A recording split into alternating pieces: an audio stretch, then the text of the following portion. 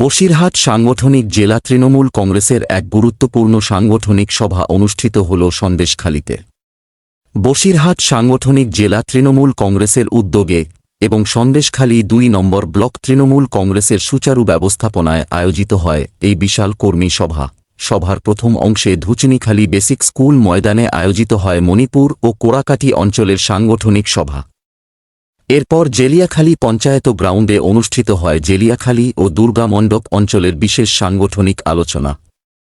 উভয় সভায় উপস্থিত ছিলেন বসিরহাট সাংগঠনিক জেলার অত্যন্ত জনপ্রিয় নেতা তথা জেলা কোঅর্ডিনেটর শ্রী বাদল মিত্র, সন্দেশখালী বিধানসভার বিধায়ক শ্রী সুকুমার মাহাতো এবং সন্দেশখালী ২ নম্বর ব্লক তৃণমূল কংগ্রেসের সভাপতি শ্রী দিলীপ মল্লিক। জননেত্রী মমতা বন্দ্যোপাধ্যায়ের উন্নয়নমূলক বার্তাকে পাড়ায় পাড়ায় পৌঁছে দিতে এবং সংগঠনকে তৃণমূল স্তরে আরও শক্তিশালী করার সংকল্প নেওয়া হয় এই সভায়। আমরা সবাই মিলে আমাদের ব্লক সভাপতি আছে, পঞ্চায়েত সমিতির সভাপতি আছে, আমরা এক করে সেই কাজগুলো করছি। গতকাল আপনারা দেখেছেন যে রাজ্য বাজেট, এটা মানুষের বাজেট, মামাটি মানুষের বাজেট, সেই বাজেটের যেভাবে সাধারণ মানুষের কথা বলা হয়েছে তাতে মানুষ খুশি হয়ে আজকে এখানে লক্ষ্মীর ভাণ্ডার ৫০০ করে বেড়েছে। সাধারণত একটা গৃহবধূ যদি ১৫০০ বা ১৭০০ টাকা পায় তাহলে সেই মানুষটা আজকে উপকৃত হচ্ছে।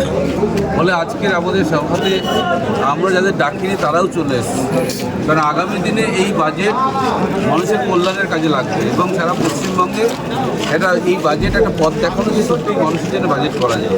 এটা মুখ্যমন্ত্রী দেখিয়ে দিলেন। যত এশিয়ার পরে বিজেপি, মুখ্যমন্ত্রী মমতা বন্দ্যোপাধ্যায় আরও বেশি শেষ নিয়ে এই বাজেট যা মানুষ অ্যাকসেপ্ট করেছে, মানুষের কাজ মুখে আজকে যা শুনলাম, অর্থাৎ লক্ষ্মীর ভাণ্ডার সহ সিভিক ভলেন্টিয়ার সহ বেকারদের জন্য আলাদা করে ৫ বছরের জন্য ভাতার ব্যবস্থা হয়েছে। তো সব মিলিয়ে এই বাজেট এবং কৃষকদের জন্য আলাদা করে এই বাজেট একটা গুরুত্ব দিচ্ছে যে বাংলার মানুষ বুঝে গেছে মমতা বন্দ্যোপাধ্যায়ের একমাত্র পথ।